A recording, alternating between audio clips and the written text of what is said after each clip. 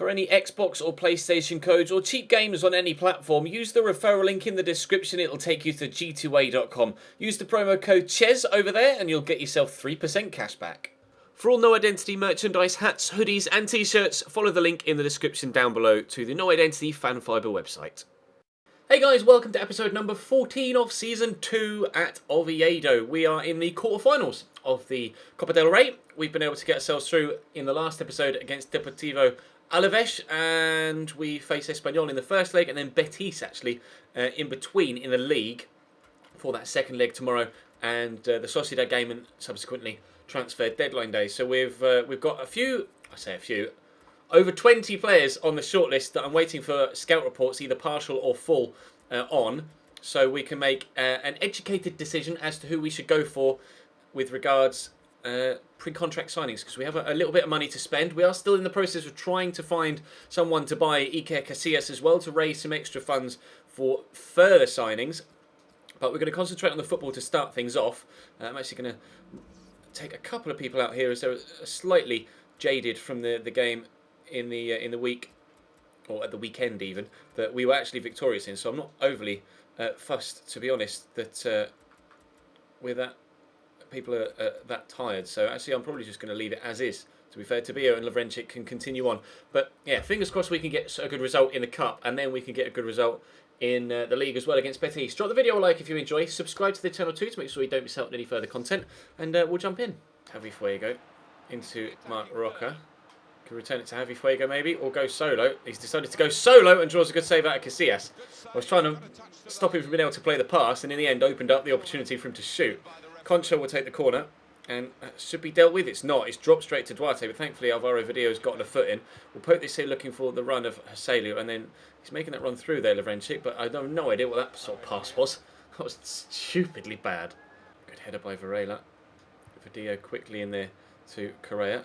Run coming forward here from Aguirre. Waiting for runners around me. We'll look for Correa. We found him well. And Correa is going to turn in the box, pull that back. Aguirre deflected, but into the bottom corner it goes. We have a 1-0 lead in the first leg.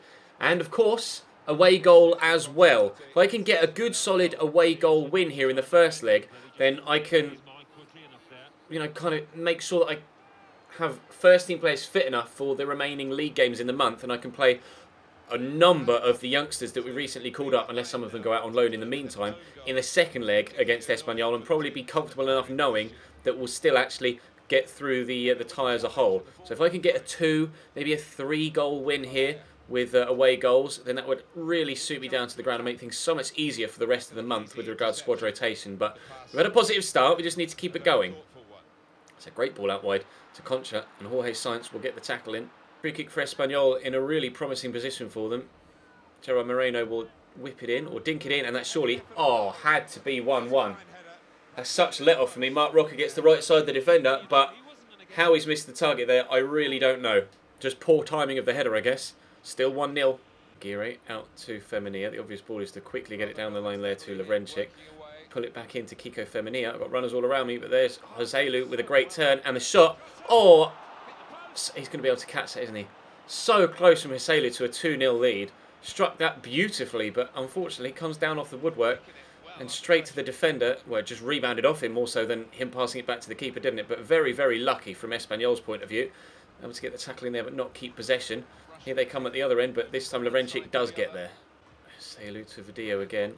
Try and turn inside. He's done well, and we'll look to slot through Joselio. I think was offside there, but the keeper's come for this. I've tried to dink in. It is going to go in. Joselio, I thought it was offside to start off with, and then when I thought, I'll try and dink it, I thought the keeper was going to just stand there and batter it away, but maybe the right back played him on, and the keeper, I don't know what the keeper's doing there. It was a really strange attempt at a save. Like, I've dinked it, and he's as the ball goes to his right, he's gone to his left and watched it go over his shoulder. That's really odd. I'm not going to complain. It's 2-0, 2 away goals as well. Things are going according to plan here. Moreno out to Alvarez. It's a dangerous ball in, and it is going to reach Concha at the back post. He's looked to pull it back in. Casillas can only punch that. That got a little bit frantic for a moment. Aguirre will get this out wide right. That was close there to 2-1. If the man in the middle that had the ball pulled back to him and had a better control, then almost certainly would have put that in the back of the net. We've had a let off with the header, that they missed earlier on. We've had a let-off there as well. It could quite easily be 2-2 here, but it looks like, unless they score on this particular move, that we will maybe, yes, we will be going in at half-time with a 2-0 lead. Aguirre out to Lovrencic, back into Aguirre, go through that gap and poke it first time. Correa, it could be a 3-0 lead at half-time. It is going to be a 3-0 lead at half-time. Joaquin Correa buries that beautifully. This is a great first half from us here. We're doing exactly what we need to ensure that the squad is fully fit for the more important games in the league coming up between now and the end of the month. This couldn't have gone better. Ball forward into Moreno. Keeps having to drop deep to pick up the ball, Gerard Moreno, and it's meaning that they don't actually have that many options going forward, but they're committing more bodies towards the front line now. Aaron with the effort, good save by Casillas. 10 minutes into their second half, they're trying to get themselves back in it here, Espanyol. I'd be quite happy to just sit on this 3-0 lead between now and the end of the game, to be completely honest. It suits me down to the ground to have a scoreline like this heading into the second leg, so I might just slow things down, maintain possession, maybe rest a couple of players as well by taking them off and bringing on a couple of youngsters.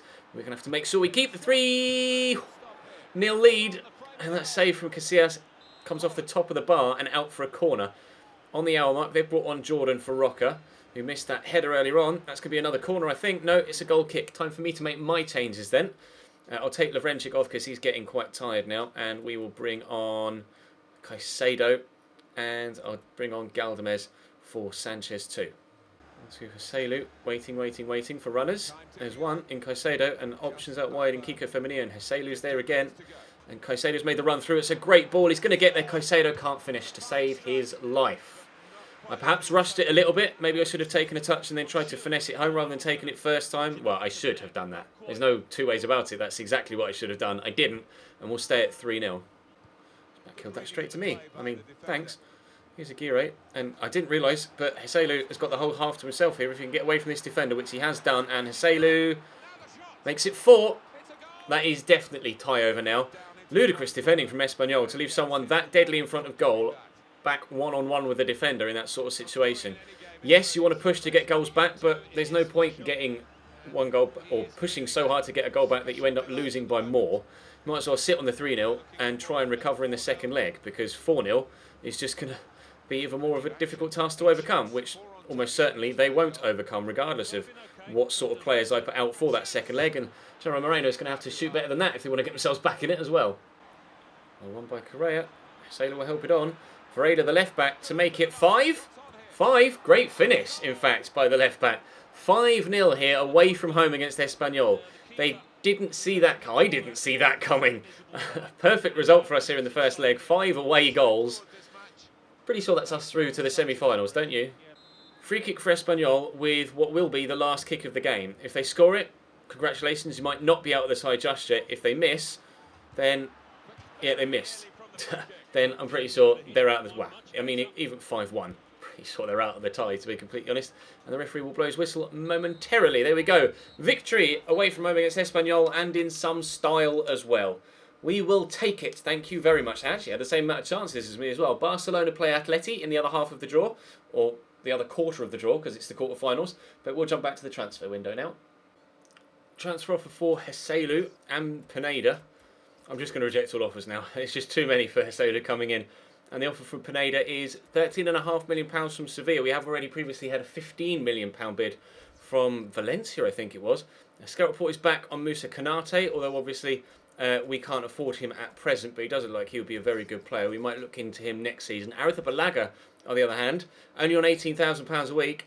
I am certain that I would very much like to sign him on a pre-contract if you don't mind. Offer him £20,000 a week, which is what he's on currently, 4 years, which he's asking for, and crucial first-team player, because obviously he'd be a crucial first-team player, 82 rated at 23 years of age. Thank you very much. We will get that one done and dusted as soon as possible, hopefully. We'll push forward into the game against Betis in a moment, but we'll have a quick train. Starting to train Sandoval now.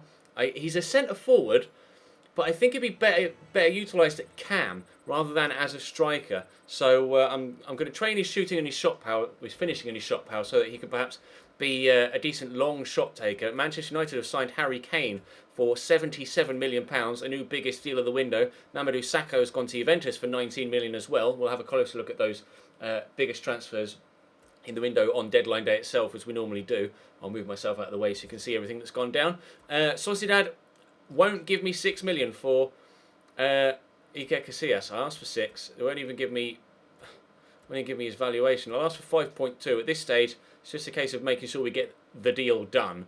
And Yosim will go out on a loan to Mirandes in the league below us. So hopefully that will free up some more money. Well, that's done. It's not a case of whether he'll accept it or not. He's done. PSG in talks with Everton over Lukaku, apparently. That would be interesting. Transfer for Orban Pineda again. This time from Fiorentina for £12 million. Again, going to be rejecting. Pineda is crucial, vital to all of my first team actions over the next season and a half, I would have thought. We will confirm the deal for Arrizabalaga, and I'll actually transfer some of that transfer budget, or almost all of it, into the wage budget, so we've got more available to us. But that's another pre-season signing made. He will be the highest rated player that we have ever had at the club when he comes in, unless of course we sign someone else in the meantime, which I don't think will happen, but we can give ourselves quite a substantial amount of money. Again, if I go down to 27,000 pounds still available there wage budget wise. That's at least 2 players, isn't it, unless we sign someone else of Arrizabalaга's standing. But still, we'll jump into this league game now against Betis and see if we can pick up 3 points in the league as well as a win in the cup. Down the line into Petros. Nicely into former Sandrino, and Sanabria smacks the bar. Win this header please, Ed. He has done, but only gotten it as clear as Demisi. It's good football this from Betis, but we've been able to get the tackle in. Oh dear, that was such a good hit from Sanabria, I think it was, wasn't it, on the edge of the box. That's a heavy touch on Lovrencic. I've given the ball back again. Demisi will get it in here to Sanabria again.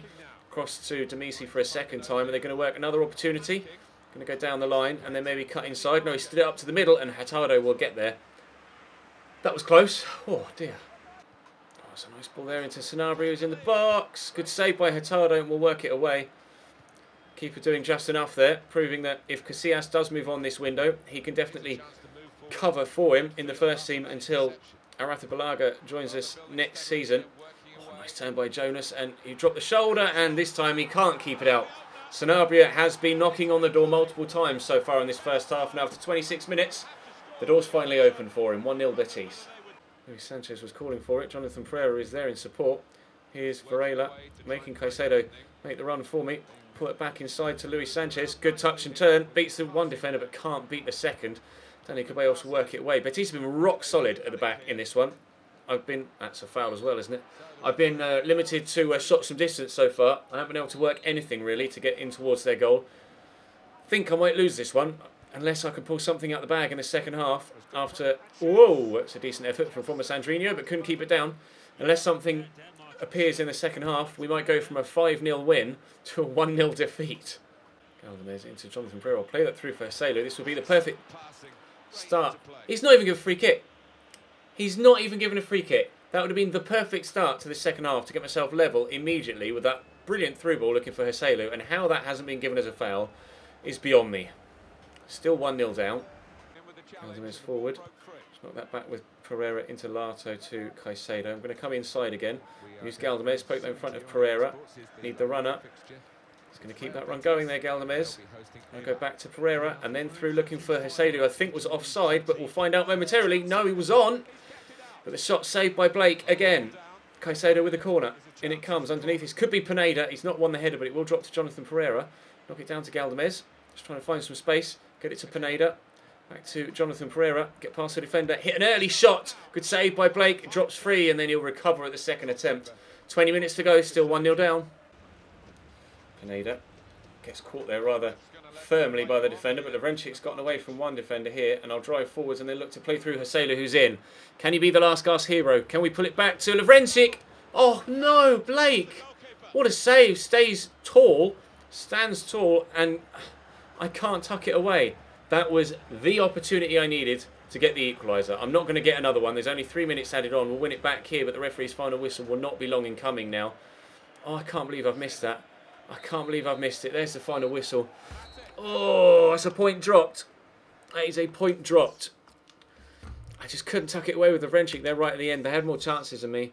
They played better football than me, but when you have an opportunity that clear cut in the last 60 seconds, you have to think that that's my fault and we should have come away with a point. Atleti beat Real Sociedad, so they'll extend their lead above us in the league in the position that they're in at the minute. Press conference comes in. Retsos wants to play a little bit more football. Pereira's happy with the amount of football that he's been playing. Red Sauce will play a little bit more football in due course because he's going to play here against Espanyol, to be completely honest. Real Sociedad said they'll give me... I'm going to do it just so I have enough money to sign other people. It's frustrating, really frustrating that they just won't give me anywhere near valuation. But Casillas will leave us and join Real Sociedad, and hopefully that will free up enough money to give us a number of pre-contract signings for next season, even if we end up just spending the money to bring players in to then sell them in the January transfer window next season. I'm going to start throwing bids in for as many players as I possibly can in the next episode before the window ends. But for now, that's going to be it for today. Thank you very much for watching. Hit the thumbs up button if you enjoyed. Subscribe to the channel too for more. I'll see you next time.